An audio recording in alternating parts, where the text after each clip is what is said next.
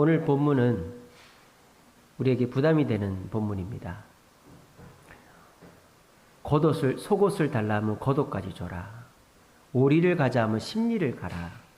달라고 하면 그냥 빌려줘라. 얼마나 부담이 되고 또 주고 난 다음에 못 받을까 봐 걱정되고 참 손해보는 그런 본문입니다. 하지만 이 오늘 본문이 들어있는 성경은 산상보훈이죠. 마태복음 5장서부터 이제 7장에 이르기까지 산상보훈의 말씀이 기록되어 있습니다. 산상보훈의 말씀은 뭐로 시작합니까? 복이 있도다 심령이 가난한 자여 천국이 너희 것이다. 팔복으로 시작하죠. 그러니까 이 산상보훈의 내용은 우리를 힘들게 하고 손해보게 하는 것이 아니라 복을 받게 하려고 예수님께서 말씀하신 내용입니다. 그리고 이 산상보훈의 말씀을 전하심으로 사람들은 더 많이 예수님을 따르게 되었고 예수님은 더 유명하신 분이 되었습니다. 그러니까 이 산상보훈의 말씀은 사람을 힘들게 하거나 손해보게 하는 말씀이 아니라 사람을 복되게 하고 더 많은 사람을 얻게 하는 말씀이 이 산상보훈의 말씀이다라는 것입니다. 산상보훈의 말씀 중에서 오늘 저와 여러분들이 읽은 이 본문의 말씀을 우리는 문자적으로 보면 부담이 되고 마음이 불편하고 손해볼 것 같습니다. 속옷을 달라면 겉옷도 주고 오른뺨을 때리면 왼뺨도 대고 오리를 가자 하면 십리를 가고 구하는 것을 주라고 하니까요. 요즘에 그럴 사람이 누가 있습니까? 그런데 이 말씀대로 하면 우리가 사람을 얻고 복을 받는다라는 거예요. 그런데 오늘날은 참으로 애석하게 사람을 잃어버리는 시대입니다. 점점 인간관계가 끊어져요. 그러니까 사람들이 이제는 혼자 살죠. 이제 부모님 집에 방이 3칸이 있어도 혼자 살아요. 부모님 집이 옆집인데 그 바로 아래층을 세내서 살아요. 그렇게 하면서 사람들이 인간관계가 다 끊어지는 거예요. 요즘에 인간관계가 끊어진 것에 대명사가 하나 있습니다. 대표적인 것이. 한 가지 사라진 말이 있어요. 뭐가 사라졌느냐? 선배라는 말이 사라졌습니다. 선배. 우리 작년 분들은 선배라는 말 잘 아시죠? 대학에서도 선배, 직장에서 선배, 사회에서도 선배, 대학, 고등학교, 중학교 선배가 있습니다. 자, 요즘 대학 다니는 친구들 선배라는 말 씁니까? 안 씁니까? 지훈이 씁니까? 안 씁니까? 안 쓰죠? 선배라는 말을 안 씁니다. 왜? 선배라고 부르질 않아요. 선배라고 부르지도 않고 듣지도 않습니다. 그래서 요즘은 누구 씨라고 부릅니다. 누구누구 씨, 누구누구 님, 뭐 형, 누나 이렇게는 불러도 선배라고 부르지 않아요. 우리 어른들은 처음 듣는 얘기일 수도 있고 또 진짜 그럴까 싶기도 하지만 요즘 젊은 아이들은 선배라는 말을 쓰지 않습니다. 왜냐? 선배가 되면 많이 베풀어야 되거든요. 밥도 사주고. 선배가 호구 아닙니까? 선배가 밥 얼마나 많이 사줍니까?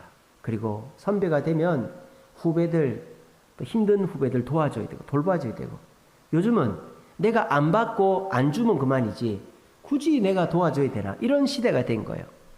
그런데요, 선배라는 말을 쓰지 않으면서 내 인생에 있어서 넘버 3를 잃어버리는 거예요. 저는 그랬습니다. 제 세대 때는 넘버 1은 부모님이죠. 부모님은 뭐 부모님하고 나 사이가 좋건 싫건 상관없이 내게 문제가 생겼을 때 나의 문제를 실질적으로 해결해 줄 수 있는 분은 부모님이죠. 그래서 뭐 부모님이 좋고 싫고를 따지지 말고 내가 대학에 들어갈 때, 학교에서 용돈이 필요할 때, 사고를 쳤을 때, 결혼을 할 때, 집을 살 때 어쨌든 간에 나를 제일 많이 도와주는 분은 부모님이에요. 넘버 1은 부모님입니다. 넘버 2가 누구예요? 친구죠. 친구. 친구는 어떻습니까? 물질적으로 도와주는 친구도 있지만 마음적으로 친구는 엄청나게 도와주죠. 부모님이 이해해주지 못하는 거 친구가 이해해주고, 부모님 뭐 귀찮다 하는 거 친구는 끝까지 남아서 들어주고. 우리 인생의 넘버 2가 친구예요. 넘버 3가 뭘까요? 바로 선배예요. 선배. 저는 지금도 기억하는 선배가 있습니다. 신효섭이라고 있어요. 신효섭. 그 형은 심리학과, 저는 국어교육과. 근데 그 형이 이제 법원 그 시험을 봐가지고 공무원 시험을 봐서 지금 성남에서 법원 서기 일을 하고 있어요. 지금 아마 6급 됐나 7급 됐나 모르겠어요. 법원 서기를 하는데 그 형이 제가 대학교 때 알돌이라고 있었어요. SFC 알돌이라고. 그러니까 알돌이 밑에 신입생을 챙기는 거죠. 1대1로 챙기는 거예요. 그래서 그 형이 저의 선배였어요. 근데 그 형이 뭐 밥을 사주고 같이 놀러 가고 이런 거는 뭐 말할 것도 없고 제 원망과 불평을 다 들어주는 거예요. 제가 부모님한테 쌓인 거, 교회에서 목사님한테 쌓인 거, 또 사회적인 불만, 또 학교에서의 불만을 일주일에 한 번씩 그 형이랑 성경 공부를 하는데 그 형 만나기만 하면 막 제가 속에 있는 얘기를 다 합니다. 그러면 그 형이 희재야 그건 그런 게 아니야. 해명해 주기도 하고 그래 그건 네가 참아라. 저를 달래기도 하고 또는 너희 부모님 잘못됐네. 너희 선배 잘못됐네. 뭐 그러면서 제 편을 들어주기도 하고 그러니까 나쁘게 말하면 그 형은 저의 쓰레기통이었어요. 여러분 지금 여러분들이 쓰레기통이 되어주는 사람이 있습니까? 여러분들이 허물없이 얘기할 수 있는 사람이 있습니까? 내 속에 있는 얘기를 다 털어놓을 수 있는 사람이 있습니까? 그게 친구고 선배예요. 사실 친구도 그런 얘기 못 하거든요. 왜? 친구끼리는 얘기해봐야 다 거기서 도끼인 개끼인이에요. 근데 선배는요, 나한테 어떨 때는 따끔하게 얘기해주기도 하고, 어떨 때는 나를 달래주기도 하고, 어떨 때는 나한테 지혜로운 말을 해주기도 하거든요. 그래서 저는 그 신효섭이라는 그 형이 너무너무 좋았어요. 그래서 저는 그 형 만나는 시간이 너무 좋았어요. 막 배르는 거예요. 그래서 그 형 딱 만나면요. 그 형이 자 성경 공부하자 그러면 형 잠깐만 이렇게 해놓고 막 다다다다다다 하는 거예요. 형 내 엄마가 이렇게 했고 아빠가 이렇게 했고 학교 선배가 이렇게 교수님이 이렇게 했고 나라가 엉망이고 썩었고 막 그래. 그럼 그 형이 희재야 참아라 그건 아니다. 성경 공부를 못해. 한 번 만나면 3시간 동안 남자 둘이 새우깡 하나 까놓고 얘기를 하는 거예요. 그 형이 1년 동안 제 욕바지를 다 했어요. 제가 그 형한테 1년 동안 다 써드리고 나니까 마음이 후련하더라고요. 그리고 제가 2학년 때 호련히 군대를 갔어요. 6월 달에 군대를 가는데 저희 아버지도 안 따라옵니다. 어머니도 빠빠이 그러고 끝이에요. 근데 형 나 군대 가. 나 잘 갔다 올게. 그런데 그 형이 같이 가자. 그렇게 된 거예요. 지금이야 KTX 타고 버스 타도 4시간이 뭐죠. 그때는요 서울에 하루 만에 못 와요. 11시까지 입대인데 어떻게 하루 만에 가요. 그 형이랑 전날 월요일 날 기차를 타고 서울에 도착을 했습니다. 외삼촌이 신촌에 있어가지고 신촌 외삼촌 집에 같이 잤어요. 그리고 외삼촌이 차를 태워줘가지고 외삼촌이랑 의정부 306 보충대 지금은 없어졌죠. 지금은 춘천의 102 보충대도 없어졌죠. 보충대가 다 없어졌어요. 바로 사단으로 입대하죠. 아니면 논산으로 입대하든지. 저는 306 보충대를 입대했습니다. 그리고 우리 김문옥 장로님하고 저하고 같은 부대 34단. 그래서 그 보충대에 있다가 34단 사단 훈련소로 갔어요. 근데 그 형이 저 훈련소 보충대 입대할 때 저를 꼭 안아줬어요. 그때 제가 얼마나 많이 울었는지 몰라요. 아버지도 안 따라오고 어머니도 안 따라오고 아무도 저를 따라온 사람이 없어요. 뭐 외삼촌이야 저를 데려다 주러 왔지만 희재야 잘 갔다 와라. 꼭 안고 그 형은 또 생전 보지도 못한 저희 외삼촌 차 타고 서울 가가지고 또 내려간 거예요. 그렇게 저한테는 잊을 수 없는 선배가 있습니다. 근데 이제 그 선배가 결혼을 했는데 제 친구랑 결혼을 한 거예요. 여자인데. 물론 여자하고 결혼했겠죠. 근데 결혼을 할 때 가보니까 제 친구더라고요. 그 애가 엄청 이쁜 애거든요. 키도 크고 우리 은미자매처럼 이쁜 애였어요. 그래가지고 머리도 생머리고 키도 크고 이뻐가지고 너무 아깝더라고요. 근데 하나도 안 아까웠어요. 왜? 나의 사랑하는 선배니까. 근데 이제 그 선배가 전화가 왔어요. 희재야, 우리 동문 모임 하는데 올래? 근데 제가 엄청 바쁜 시간이었는데 제가 이제 담임 목회하고 있을 때 저기 용인 서판교 쪽에 우리 또 동문 한 명이 그 카페를 크게 하고 있어가지고 거기서 모였어요. 근데 이제 거기를 가니까 제 친구, 제 그 동갑 친구 부인하고 그 선배 같이 나왔어요. 지금도 연락하고 지내고 지금 이제 분당의 샘물교회 이제 집사입니다. 그렇게 잘 성남의 직장이니까 다닙니다. 그러니까 선배 하면요, 저는 너무 좋은 추억이 많아요. 저는 선배한테 뭐 돈을 뜯기기보다 후배들한테 그 신효섭이라는 선배한테 내 마음을 다 털어놓고 제 욕바지 쓰레기통을 해주셔가지고 저는 그때 제 인격이나 제 삶이 많이 바뀐 거예요. 근데 요즘은요, 사람 관계가 끊어지다 보니까 선배라는 말을 이제 선배가 되면은 후배들한테 많이 베풀어야 되니까 부담이 느끼니까 선배라고 부르지 말라는 거예요. 그러니까 서로가 누구누구 씨가 되고 누구누구 님이 되는 거죠. 그뿐입니까? 요즘은 친구가 없어요. 친구를 사귀자. 왜? 서로 부담되니까. 그냥 적당하게 거리를 둡니다. 그리고 동료가 없어요. 회사에서도 일 끝나면 회식이라는 게 없죠, 요즘은. 예전에는 회식이 뭐 술 자꾸 먹이고 하니까 안 좋은 것도 있지만 일 딱 끝나면 집에 가니까 동료가 없어요. 가족도 없어집니다.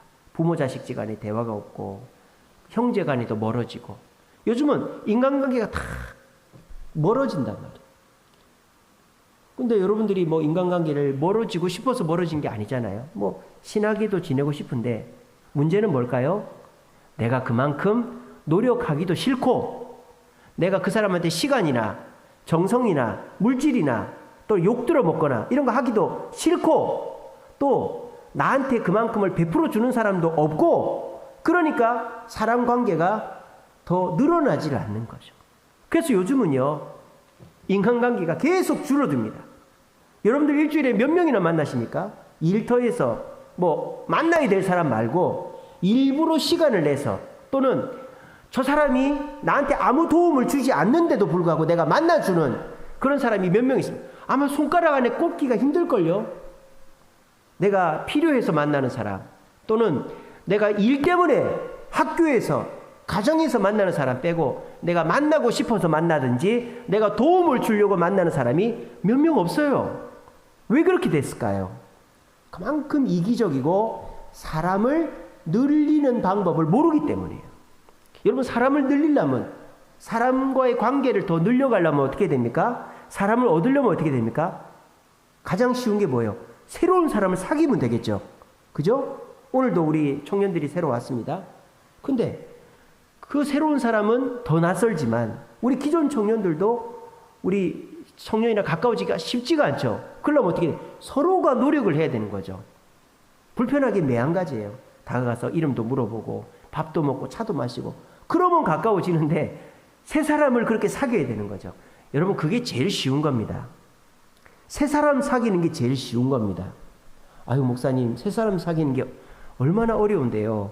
여러분, 새 사람 사귀는 것보다 더 어려운 게 뭔지 아세요? 기존에 알던 사람이랑 친해지는 게 더 어려워요. 여러분 공감하십니까? 기존에 알던 사람, 그냥 대면대면하고 인사만 하던 사람을 전도하려고 또는 그 사람한테 뭔가 부탁을 하려고 친해진다?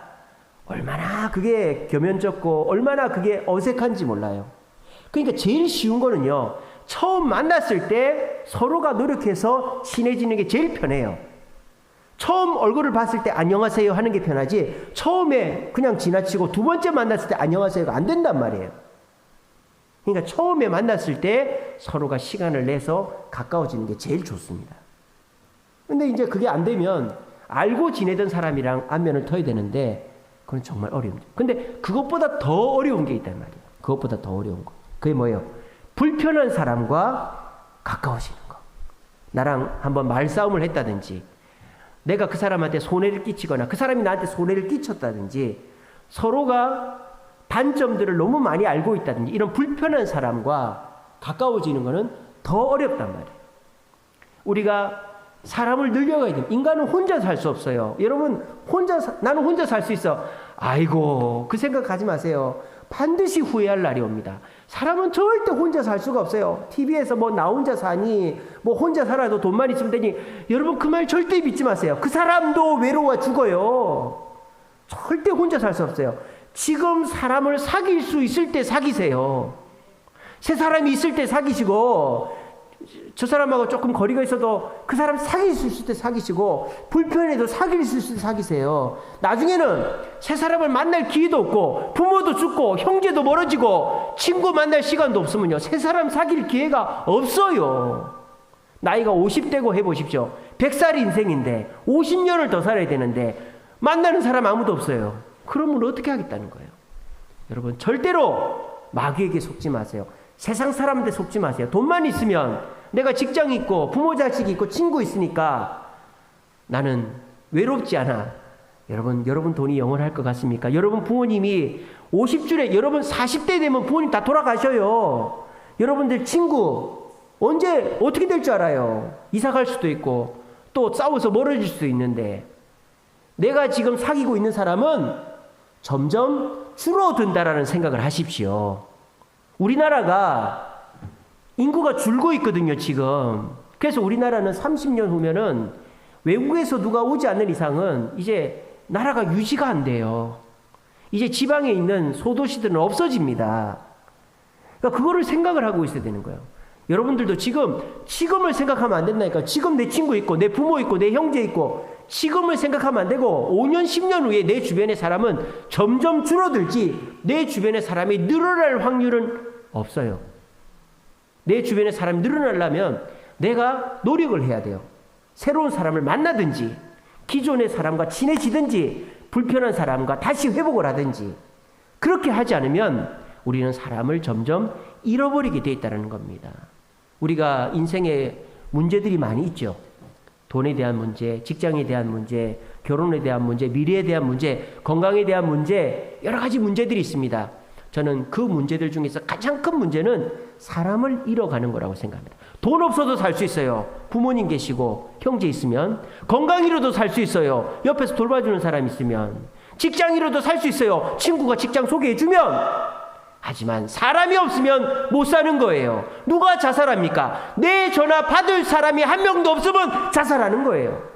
여러분 밤 12시 전화해도 받아줄 사람 있어요? 귀찮아하지 않고 아유 목사님 저는 그런 사람 없어도 돼요.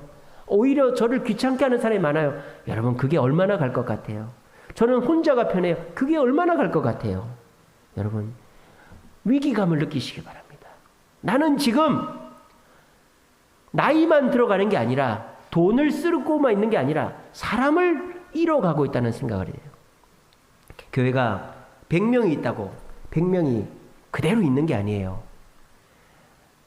통계학적으로 보면 교회에 100명이 있으면 연말이 되면 30명이 사라진답니다. 30명이. 돌아가시거나 이사 가시거나 결혼하거나 군대 가거나 여러 가지 이유들로 교회 출석 인원의 30명이 사라진 거예요. 가만히 있으면 그 교회는 100명 교인이 70명 교인이 되는 거예요. 그런데 그 교회가 열심히 전도를 하면 100명 교인이 연말에도 100명이 되는 거예요. 아시겠죠? 근데 우리 주세움 교회는 지금 교인이 점점 늘고 있잖아요. 이런 교회가 흔치가 않아요. 이게 무슨 말입니까? 가만히 있으면 가만히가 된다고요. 우리가 물에 떠 있다고 가만히 있는 거 아닙니다. 힘차게 발을 저으니까 그 자리에 떠 있는 거예요. 여러분 우리가 잃어버리는 거 나이만 잃어버리는 거예요. 돈만 잃어버리는 거 아니에요. 사람을 잃어버리는 거예요. 그런데 내가 한 명을 사귀었죠. 근데 여러분 1년이 지나죠. 2명, 3명을 잃어버리는 거예요. 한번 여러분 생각을 해보세요. 내가 올 한 해 가깝게 지내다가 연락 안 하는 사람 몇 명이나 있는가. 여러분 스마트폰에 전화번호 한 1000개 이상 기록돼 있을 거예요. 요즘은 그냥 반갑습니다 고객님 하고 전화만 와도 그게 저장이 되고 카톡이 저장이 되잖아요. 근데 그 1000명 중에 여러분 전화하는 사람 몇 명이나 됩니까? 내가 눌러서 전화하는 사람 몇 명이 됩니까? 한번 계산을 해보세요. 내가 올 한 해 작년까지만 해도 만나던 사람 안 만나고 안 연락하는 사람 몇 명인가? 엄청 많을걸요. 내가 가만히 있으면 자동적으로 나와 관계하는 사람은 줄게 돼 있어요. 노력을 하지 않으면 말입니다. 오늘 본문은 우리가 어떻게 인간관계를 더 늘려갈 것인가에 대해서 가르쳐주고 있습니다. 근데 그거는 공짜로 되지 않는다 이 말이에요. 공짜로. 누가 와서 나하고 친해주고 누가 와서 나한테 다 해주고 누가 내 비유 다 맞춰주고 누가 내 성격 다 맞춰주고 그런 사람은 아무도 없어요. 부모 형제도 그렇게 안 하는데 그런 식으로 있으면 내 주변에 사람은 없어지는 거예요. 내가 노력을 해야 되는 거예요. 오늘 본문처럼 오늘 본문은 뭘 얘기하는 겁니까? 오른뺨을 때리면 왼뺨도 대라. 속옷을 달라면 겉옷도 줘라. 오리를 가자면 십리를 가라. 너에게 달라 그러면 줘라. 이게 무슨 말입니까? 그렇게 해서라도 사람을 얻어가라는 거예요. 그 뜻입니다. 이게 예수 믿는 사람은 손해만 보라는 게 아니고 이렇게 손해를 보면 사람을 얻는다 이 말입니다. 그래서 오늘 말씀 잘 들으시고 새로운 사람 사귀는 거 못하시거든. 그리고 기존의 사람하고 다시 기존의 사람 친해지지 못하시거든. 오늘 말씀대로 해보십시오. 오늘 말씀대로 하면요. 불편했던 사람하고도 가까워질 수 있습니다. 제가 장담합니다. 오늘 말씀대로 하면 나하고 싸웠던 사람, 나한테 손해를 끼친 사람, 나하고 이제는 불편해서 연락 안 하는 사람도 친해질 수 있습니다. 그렇게 해서 부디 우리 주세움교회 성도들은 자꾸 외나무 다리를 만들어 가지 마시고 불편한 사람, 그 관계가 끊어진 사람 이라 할지라도 다시 회복함으로 우리 인생에 우리 주변에 연락 자주 오고 명절이면 서로 연락 안부 묻고 선물도 주고받고 그렇게 해서 인간관계가 더욱더 풍성해져 가는 저와 여러분 되시기를 간절히 바랍니다.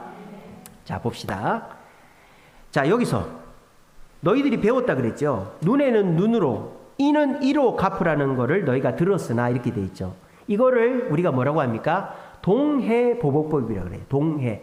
똑같은 해로 서로 보복을 한다 이 말이에요. 그러니까 네가 상대방이 눈을 때리면 너도 눈을 때리고 너 팔을 때리면 팔을 때려라. 이게 동해보복법이에요. 근데 이거를 우리가 잘못 생각하면은 어떻게 생각하느냐. 그래, 상대가 나한테 피해를 입힌 많지 나도 피해를 입힐 수 있어. 권리로 생각하는 거예요. 그렇지 않아요. 이 동해보복법이 나온 이유가 뭐냐. 옷깃만 스쳤는데 죽여버리는 고대 사회가 있었기 때문입니다. 여러분 창세기에 보면 라멕이라는 사람이 나옵니다. 라멕. 근데 이 라멕이라는 사람이 자기 두 부인에게 자랑을 합니다. 아다와 실라여 내 말을 들어봐라. 내가 나하고 어깨만 스친 놈 죽였고 나 살짝 건드린 소년을 죽였다. 나 잘했지. 이러는 거예요. 그러니까 나한테 그렇게 큰 해를 입히지 않는데도 그냥 죽여버리고 소년을 죽였다. 그거를 자랑하는 거예요. 그것이 고대 중세 사회의 잔혹함이에요. 그 잔혹함을 끊어버리게 하기 위해서 상대방이 한 대 때리면 너도 한 대만 때려. 상대방이 5만 원 빚졌으면 너도 5만 원만 벌금으로 받아. 그렇게 얘기하는 거지. 이게 똑같이 내가 맞았기 때문에 상대에게 복수해도 되는 권리가 있다라고 이해하면은 안 되는 거예요. 요즘 사람들은 그렇게 생각하죠. 내가 해를 입었으면 해를 입혀도 되는 권리가 있다고 생각해요. 어떤 사람이 집에 있는데 옆집 사람이 개를 키워요. 근데 개가 멍멍 짖는단 말이에요. 그러니까 이 사람이 그것 때문에 잠을 못 자요. 그래가지고 이 사람이 어떻게 했을까? 아, 내가 잠을 못 자는데 큰일 났네. 이해해주고 넘어가자. 이게 아니라 똑같이 보복을 하는 거예요. 어떻게 알아냈는지 옆 사람 전화번호를 알아낸 거예요. 밤 12시, 1시 곤하게 잘 때 전화를 하는 겁니다. 그렇게 해서 그 사람이 졸린 눈으로 여보세요 하고 받는 거예요. 그때 이 사람이 뭐라 그런지 알아요? 멍멍 그랬다는 거예요. 이게 뭐예요? 동해보복법이죠. 너희 개가 나한테 멍멍하니까 니도 당해봐라 이거예요. 멍멍 그러는 거예요. 자, 그렇게 해서 끝나면 다행인데 그러면 어떤 일이 생기죠? 또 상대방이 나한테 복수를 하는 거예요. 그러면 나도 또 복수를 하는 거죠. 그럼 계속 보복이 왔다 갔다 하는 거예요. 그러면 나도 마음이 불안불안, 상대방도 마음이 불안불안. 동해보복법은요, 내가 생각지도 못한 문제가 계속 발생을 하고요. 마음이 계속 불안한 문제가 있다 이 말입니다. 그러니까 여러분 앞으로 그 생각을 지워버리세요. 상대방이 나한테 실수했다고, 나한테 해를 끼쳤다고 나도 똑같이 그렇게 할 수 있지. TV에서 뉴스에서 그렇게 할 수 있다고 얘기합니다. 여러분 그렇게 하시면 안 돼요. 그러면 결국은 또 다른 복수와 문제가 생기고요. 내 마음은 지옥이 되는 거예요. 지옥이. 길거리를 다니면서 언제 보복을 당할지 전화번호 오면 깜짝깜짝 놀라는 거예요. 그렇게 살고 싶습니까? 그래서 동해보복법 안 된다 이거예요. 그럼 뭘 하라? 오른뺨을 때리면 왼뺨도 대라. 여러분 오른뺨 때리는데 왼뺨 대고 싶은 사람 누가 있어요? 여러분 이게 무슨 말이냐? 이렇게 때린다는 말이 아니고 요렇게 때린다는 말이에요. 사람이 손등으로 맞는 거는 굉장히 자존심 상하는 거예요. 그러니까 이렇게 때리더라도 참아라 이 말이에요. 그리고 속옷을 달라면 겉옷을 줘라. 사람이 속옷은 여러 개입니다. 우리는 겉옷도 여러 개잖아요. 이스라엘은 겉옷이 하나예요. 웬만한 사람은. 그 겉옷으로 치마처럼 둘러입고 다니면서 밤에는 덮고 잡니다. 그러니까 겉옷을 달라고 하면 안 돼요. 겉옷은 곧 인권이에요. 인권. 제가 전에 말씀드렸죠. 이탈리아 감옥의 인권이 뭐라고요? 이탈리아 감옥의 인권이 커피 메이트라고. 커피 내리는 거. 감옥마다 커피 내리는 기계가 다 있어요. 왜? 이탈리아 사람이라면 커피를 다 내려 먹는 권리가 있기 때문에. 그렇습니다. 자, 그래서 겉옷은 내가 아무리 큰 빚을 져도 안 줘도 돼요. 근데 그걸 주라는 거예요. 그리고 로마 군인들이 짐을 가지고 가는데 아무 유대인이나 잡아다가 이거 지고 가자 이렇게 하면 그 유대인은 법적으로 오리만 가면 돼요. 근데 심리를 가라는 거예요. 그리고 누가 나한테 뭘 빌려달라고 하면 내가 주인이면 안 빌려줄 권리가 있는 거예요. 그러니까 이거를 동해보복법으로 따지면은 내가 절대 안 해도 되는 겁니다. 그러면은 어떻게 된다? 사람을 잃어버린다 이 말입니다. 사람을 늘려갈 수 있는 기회를 놓친단 말입니다.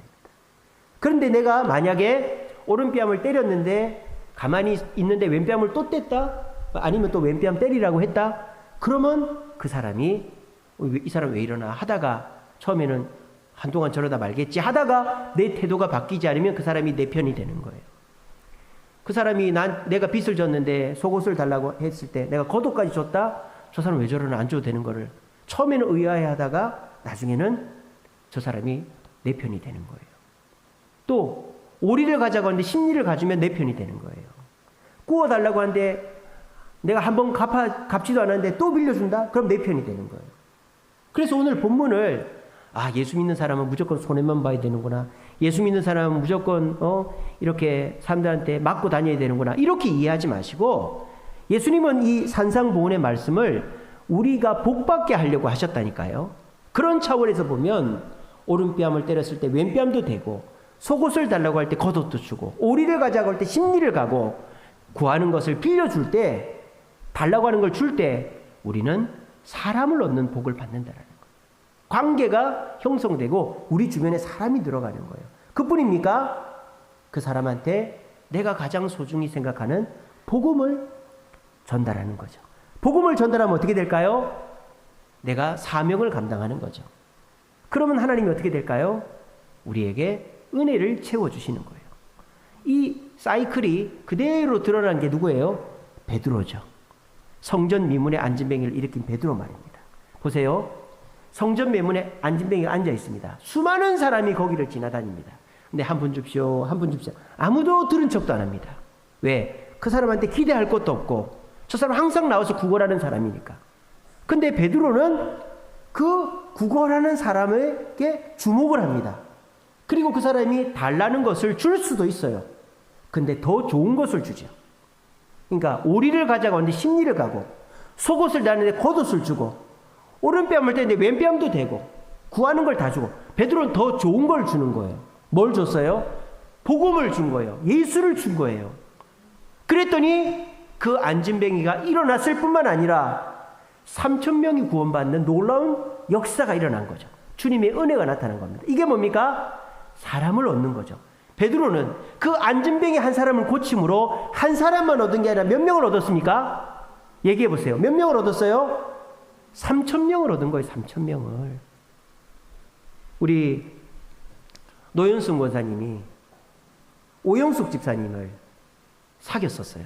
오영숙 집사님이 따님 산후조리를 해주러 서울에 오셨는데 새벽기도 생활을 꾸준히 하시는 분이니까 새벽기도를 쉴 수가 없어서 우리 삼각교회 있을 때 오셨어요. 그래가지고 새벽기도를 몇 번 나오셨는데 창원으로 내려가셨어요. 집이 창원에 있으니까. 근데 노현승 권사님이 계속 전화를 합니다. 잘 지내세요. 오시면 연락하세요. 근데 오영숙 집사님이 따님이 그 강빈이라고 애를 낳아가지고 오신 거예요. 그죠? 그래가지고 강빈이를 돌봐줍니다. 근데 이 오영숙 집사님하고 또 노현승 권사님 연락이 된 거예요. 근데 노현승 권사님이 그 오영숙 집사님에게 찾아가고 연락하고 그래서 우리 주세움 시네마 할 때 한번 오시라고 그러는 거예요. 그래서 그때 또 마침 송강철 집사님이 카니발을 사주셔가지고 거기를 또 갔지 않습니까? 갔더니 오영숙 집사님 혼자 오는 게 아니에요. 큰딸, 작은딸, 손자, 손녀가 5명. 한 번에 7명이 전도가 된 겁니다. 오늘 설교랑 딱 맞죠? 오영숙 집사님은 노현승 권사님이랑 잘 알던 분이에요. 근데 노현승 권사님이 뭐 저분하고 연락할 일도 없고 고향 가셨는데, 창원 가셨는데, 근데 계속 연락을 하고 신경을 쓰니까 저분이 감동이 돼서 연락을 한 거예요. 오라고 하니까 온 거예요. 그렇게 해서 우리 교회 등록도 하시고, 또 오영숙 집사님이 딸들에게 지극정성을 했기 때문에, 딸들이 또 말을 잘 듣죠, 그죠? 안 들으면 큰일 나죠, 그죠? 또 손자, 손녀들이 할머니라면 꿈쩍 죽어요. 할머니밖에 없어. 엄마, 아빠도 없어. 엄마, 아빠 일하러 나가니까 할머니가 다 해주고, 우리 권태분 권사님처럼. 그러니까는 할머니 없어지면 애가 할머니, 할머니 하고 맨날 울고 다니는 거예요. 그래가지고 7명이 통로가. 그래서 제가 기분이 좋아가지고 이번 주 토요일 날 조개를 캐러 가기로 했습니다. 다 우리 카니발에 싣고 스타렉스에 싣고 너무 기분이 좋아가지고. 이게 뭐예요? 사람을 얻는 비결이다 이 말이에요. 노인순 권사님이 그 이사 갔으니까 그냥 뭐 이제 끝났지 뭐 이렇게 해버리면은 안 되는 거예요. 그런데 전화를 하고 올라왔다는 소식을 듣고 또 초대를 하고 계속 신경을 쓰고 하니까 우리 오영숙 집사님이 마음이 감동이 돼가지고 또 혼자 나오지 않고 또 자손들을 다 데리고 나서 우리 오영숙 집사님도 좋고, 그죠? 새벽기도 회복하셨었고 자식들이 믿음으로 키우니까 좋고. 이게 뭐예요? 사람을 얻는 방법이다라는 겁니다. 자, 근데 이렇게 하기가 쉬워요, 어려워요? 어렵죠. 왜? 내가 속옷을 줬는데 겉옷을 달라고 하는 사람 미워요, 안 미워요? 아, 미워 죽겠죠. 오른뺨을 때렸는데 왼뺨도 돼 이러면 미워 죽어요. 오리를 걸어 가졌는데 10리 더 가져 이러면 그 사람 보기도 싫은 거예요. 그래서 우리 주님이 그 미운 사람을 어떻게 얻을 수 있는가가 나와 있어요. 44절입니다. 44절에 뭐라고 되어 있습니까? 나는 너희에게 이르노니 너희 원수를 사랑하며 너희를 박해하는 자들을 위해 기도하라. 여러분, 나를 불편하게 하는 사람, 나한테 손해를 끼치는 사람, 나를 힘들게 하는 사람을 어떻게 얻을 수 있을까요? 사랑하면 되는 거예요. 사랑하면. 여러분, 만약에 여러분 자식들이 겉옷을 달라고 그러면 어떻게 해요? 속옷을 달라면 어떻게 해요? 겉옷이 뭡니까? 옷을 한 바구니 사주죠. 그죠? 만약에 여러분 자식들이 엄마 오리를 가자, 심리를 가자, 그러면 어떻게 돼요? 오리 심리가 뭡니까? 태워다 주죠. 태워다 주죠. 또 여러분 자식들이 엄마 나 돈 좀 빌려줘 이러면 빌려주는 게 뭡니까? 얼마나 필요한데 내가 다 사줄게. 사랑하니까 아깝지가 않은 거예요. 마찬가지입니다. 원수를 나를 오리를 더 가자고 하고 뺨을 때리고 나한테 손해를 끼치는 사람을 얻으려면 쉽지 않단 말이에요. 마음이 불편하고 손해보는 것 같고. 간단한 방법이 있어요. 사랑해버리면 돼요. 사랑해버립니다. 아, 목사님 그게 쉽습니까? 쉽습니다. 왜 쉬울까요? 사랑은 내 마음속에서 다 끝장이 나는 거기 때문에. 내가 마음으로만 고쳐먹으면 사랑할 수 있어요. 돈 드는 거 아닙니다. 시간 드는 거 아닙니다. 내가 뭐 피나는 거 아닙니다. 마음으로만 고쳐. 아유, 목사님 그게 쉽습니까? 마음 고치는 게 얼마나 어려운데 그거 쉽습니다. 어떻게 하면 될까요? 기도하면 됩니다. 말씀 읽으면 됩니다. 아유, 목사님 그게 쉽습니까? 안 해보고 그런 말씀 하지 마세요. 저 기도해봤는데요. 말씀 읽어봤는데요. 한두 번 해보고 그런 말씀 하지 마세요. 꾸준히 기도해보세요. 아침마다 제가 보내드리는 말씀 묵상 해보세요. 해보고 그 얘기했어요. 아직도 저 뒤에 많이 쌓여있네. 가실 때 다 가져가십시오. 좀 강림이 사무실 하나씩 좀 나눠주세요. 저거 다 떨어지게. 저거 제가 디자인해서 엄청 힘들게 만들었는데. 여러분, 내가 생각하는 거 많지? 그렇게 어렵지 않아요. 내 마음 고치는 거 어렵지 않아요. 해보세요. 아침마다 말씀 묵상하고 기도해보세요. 그럼 내 마음이 바뀝니다. 마음이 바뀌면요. 정말 믿고 얄미운 사람 있잖아요. 근데 그 사람이 사랑하게 돼요. 그리고 불쌍하게 돼요. 그러면 겉옷도 주게 되고요. 속옷도 주게 되고요. 오리 심리도 가게 되고요. 뺨을 때려도 안 아프고 괜찮다고 하게 돼 있는 겁니다. 사랑하면 그렇게 되는 거예요. 사랑은 말씀과 기도로 내 마음을 바꿀 때 가능해지는 것입니다. 오늘 이 시간 여러분들에게 사람을 얻는 방법을 제가 다 설명을 드렸어요. 그런데 이 말씀을 듣고 그냥 넘겨버리시면 여러분들은 기억하십시오. 한 달, 두 달, 한 해, 두 해 지날수록 내 주변의 사람은 떨어져 나갑니다. 결국 50, 60대면 만날 수 있는 사람이 없어요. 그때 가가지고 사람을 사귄다? 진짜 어려운 거예요. 60대 가지고 고집세지요. 서로 뭐 자기 스타일 다 있는데 그때 가서 누구를 사귄다? 그때 가서 결혼을 한다? 그때 가서 사람을 어떻게 친구를, 그건 너무너무 어려운 거예요. 너무너무 어려워. 지금 철없을 때, 멋모를 때 사람 사귀고 결혼하고 친구 만들어야 서로가 흉엄을 다 알고 서로 싸울 거 다 싸우고 나중에 가면 그냥 허허 웃으면서 친구 되는 거예요. 나중 가서 친구 사귀겠다? 나 돈 있으니까? 나 뭐 있으니까? 아이고, 그래가지고는 정말 후회한다니까요. 여러분, 친구를 제일 많이 사귀고 사람을 제일 빨리 사귈 수 있는 방법이 뭔지 아세요? 교회 오는 거예요, 교회. 교회 오면요, 사람들이 다 나를 환영해줘요. 교회 오면 어린아이서부터 어리니까 다 환영을 해줘요. 와서 저 이 교회 장로입니다, 이 교회 권사입니다, 다 인사해주고요, 같이 밥 먹어주고 차 마셔주고요. 사람을 제일 빨리 사귈 수 있는 좋은 방법은 교회 오는 거예요. 물론 그렇다고 해서 이 교회 저 교회 다니면 안 되고 한 교회에서 사귀라 이 말입니다. 우리 주세움 교회는 그럴 준비가 돼 있어요. 한 명이 오면 달라붙어 가지고 인사하고 사귀고 그럴 준비가 돼요. 그러면 사람이 점점 줄든 게 한 번에 내 인간관계가 확 늘어나는 거예요. 내가 이 서울에서, 내가 이 지역에서 친구가 있으면 얼마나 있고, 커피 한 잔, 밥 한 끼 먹을 사람이 얼마나 있겠어요. 여러분, 저는 여러분들이랑 밥을 먹고 싶습니다. 제발 전화를 하면은 받아주세요. 전화를 안 받아요, 요즘. 밥 사준다 그래도, 커피 사준다 그래도 전화 받아주시고 저랑 밥을 좀 먹어주세요. 저는 여러분들 밥 사주고 싶어서 안달이 난 사람입니다.